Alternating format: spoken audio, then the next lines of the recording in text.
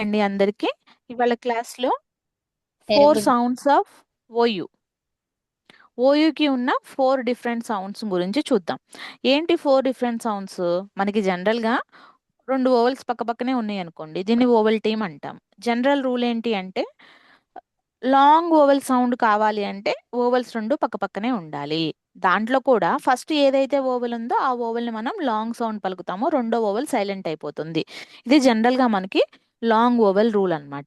So కానీ ఇక్కడ OU కాంబినేషన్కి ఏమవుతుందంటే మనకి ఈ ఓయూ అనేది మొత్తం కూడా 4 రకాల శబ్దాలను ఇస్తుందండి. ఏంటా 4 టైప్స్ ఆఫ్ సౌండ్స్ అంటే ఒకటేమో డిఫ్థాంగ్ సౌండ్ అవులాగా పలుకుతుంది, ఒకటేమో లాంగ్ ఓ లాగా పలుకుతుంది, ఒకటేమో లాంగ్ యూ సౌండ్ పలుకుతుంది, ఇంకొకటేమో షార్ట్ యూ సౌండ్ పలుకుతుంది. సో ఈ 4 రకాల శబ్దాలు ఎప్పుడెప్పుడు పలుకుతున్నాయి, ఆ పదాలు ఏంటివి అనేది ఇప్పుడు మనం చూద్దాం. ఎప్పుడెప్పుడు పలుకుతుంది అంటే ఈ కాంబినేషన్లోనే ఇలా పలుకుతుంది అనేమి మనకి ఒక రూల్ అనేది లేదండి. బట్ 4 డిఫరెంట్ సౌండ్స్ అయితే చేస్తుంది ఒక ఓయూ కాంబినేషన్. సో మనకి డిఫ్థాంగ్స్ అన్నాను కదా, డిఫ్థాంగ్స్ అంటే రెండు ఒకటే సౌండ్ పలికే వేరు వేరు combination of letters. For example OU and OW పదాలు ఉన్నాయి అనుకోండి, రెండు కలిపి మనకి ఎలా సౌండ్ చేస్తే అవ్ అనే సౌండ్ చేస్తాయి. సో దాంట్లో ఫస్ట్ కాంబినేషన్ ఓయూ అండి. ఓయూ మనకి అవ్ అనే సౌండ్ చేసే పదాలు ఏమున్నాయి? స్టార్టింగ్లో కానీ అంటే ఒక పదం మొదట్లో కానీ మధ్యలో కానీ అవు సౌండ్ వచ్చింది అంటే మనం ఓయూ రాస్తాము. ఎగ్జాంపుల్ పదాలు ఏంటి? Out, mouse, house, found, ground, mouth, shout, count, couch, cloud. ఇవన్నీ కూడా ఓయూకి అవ్వనే శబ్దం చేసే పదాలన్నమాట.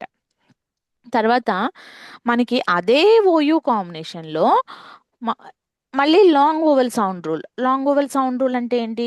రెండు ఓవెల్స్ పక్క పక్కనే ఉన్నాయి, ఓవెల్ టీమ్ ఉంది. సో ఫస్ట్ ఉన్న ఓవెల్ లాంగ్ సౌండ్ పలుకుతుంది, రెండో ఓవెల్ సైలెంట్ అయిపోతుంది. ఆ విధంగా ఓయూకి లాంగ్ ఓ పలికే కాంబినేషన్ అన్నమాట. ఓయూ పదాలు వచ్చినప్పుడు లాంగ్ ఓ లాగా పలికే పదాలు ఏమున్నాయి అంటే ఫోర్ అనే pour, court, gourd, fourth, more, 14, Courtney, poultry, though. ఇవన్నీ కూడా మనకి ఓయూకి లాంగ్ ఓ శబ్దాలను ఇచ్చే పదాలు అనమాట.